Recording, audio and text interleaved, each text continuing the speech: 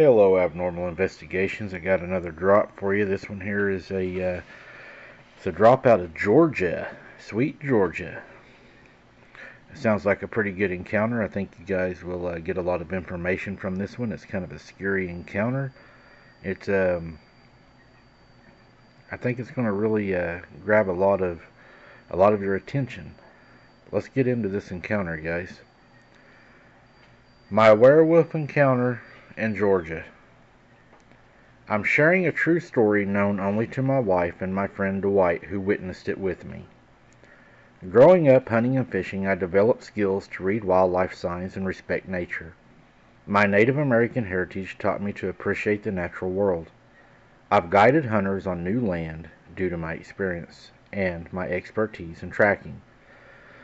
On November 12, 2005, Dwight and I went on an evening deer hunt in the middle of Georgia. After a poor hunt, we waited to investigate missing trail cameras. The hunt was lousy, unreasonably cold, clear sky, and bright moon. Not quite full. Coming up, legal hunting times had ended, so I waited at the base of the stand to listen for Dwight's truck to come down the road to get me. After a few minutes, I heard him honk the horn. The area I was in was an old cutout bowl-shaped depression where the abandoned mica mine was. There's a natural spring that flows out of the mine, and I remember how eerily quiet it was, with the only sound being the water trickling in the spring coming out of that mine. I squatted down and I got a drink of water and began my hike out of the woods. After walking about 200 yards, I came to the old trail that bordered a dense pine thicket and the hardwoods where the mine is. I stopped for a minute to shuffle my backpack and change my arm I carried my rifle on. I froze. When I stopped, I heard footsteps continue to 3 or 4 more steps and stop. The stride was like a man's, but bigger. I carry a pistol and a rifle due to the areas I hunt being known to have wild hogs and coyotes. I took my pen light and clipped it to the bill of my hat, checked my pistol and made sure it was loaded with one in the chamber, and loaded my rifle. This wasn't hog steps or coyote steps. Whatever it was big, and it had the stride of a man. Slowly, as if I was stalking a deer, I began to walk. When you stalk hunt, you make 4 or 5 carefully placed steps and stop to survey the area for several minutes while looking and listening for movement or sound. The light on my cap was not turned on at this point.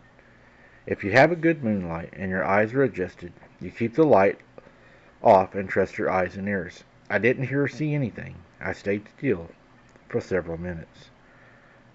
I stalked 5 long, quiet steps, and then I stopped again.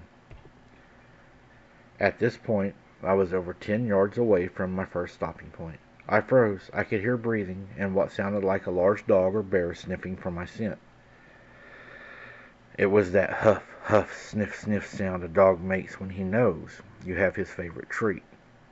Think about that for a minute. Dwight and I have played some crazy pranks on each other over the years. I stood there and said, "Dwight, what are you doing, man? I'm ready to go." All I heard was a very low guttural growl. Immediately I stalked in a strafing position across the path with my pistol drawn and pointed back down the path from the direction I came from, and the direction that I heard the growl. It was following me. I knew I was being hunted. Glock Model 20 10mm in one hand, Bowie knife in my belt, and .270 Winchester on my back.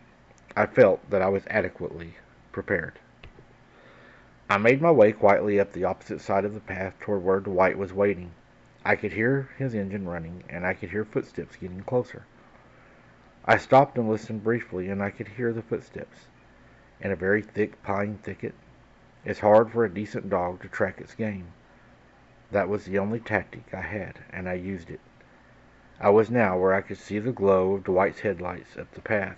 I raised my pistol, and I fired 3 times in rapid succession, signaling to Dwight that I was in distress, and I bolted up the path in a full sprint.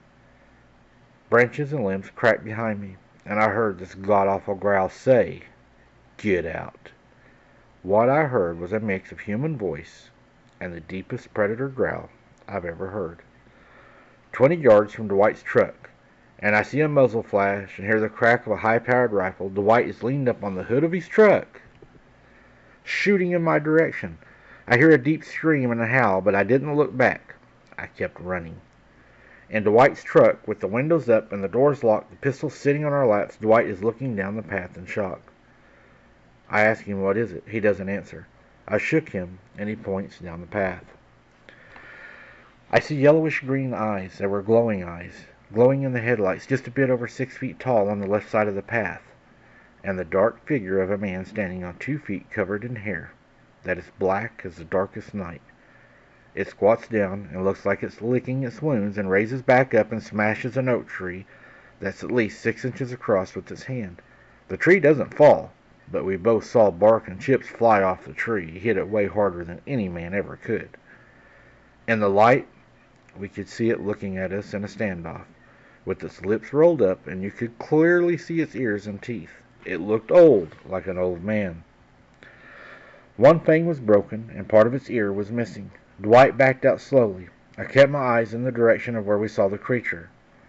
The next day, Dwight and I took different rifles and went right back to the spot where we last saw the creature. We found the tree. It smashed.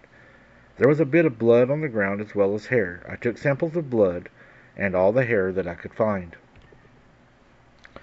A weird thing happened while we were there.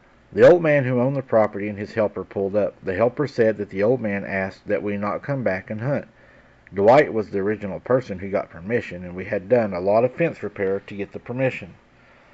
He started to the old man's truck, and the helper stopped him. The helper said, "Mr. So-and-so got hit by one of his bulls yesterday, and he ain't feeling well at all. He asked me to bring him down here and ask you fellas not to come back, and to be nice about it, but he don't want no one here."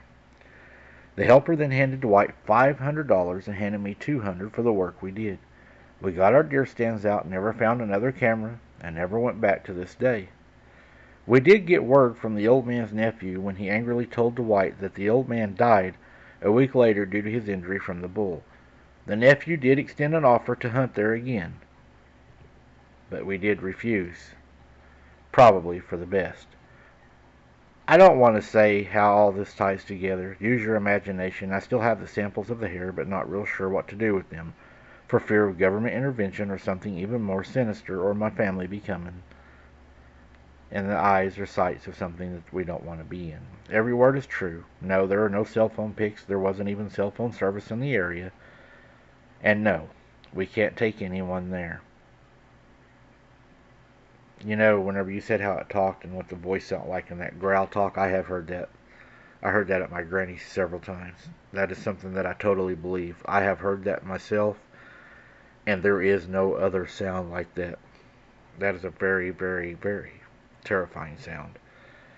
I'm glad y'all got out of there. I'm not even going to speculate on it either. I think I know what y'all are talking about, and I think the viewers will too. And I look forward to their comments just to see if they're thinking what we're thinking. Thank you, everybody, for your support, for smashing that like button, guys. You don't know what that like button does. Just one person, just you, smashing that like button makes such a huge difference. So thank you so much for smashing that like button. Until next time, guys, keep your head on a swivel. Don't be something's dinner.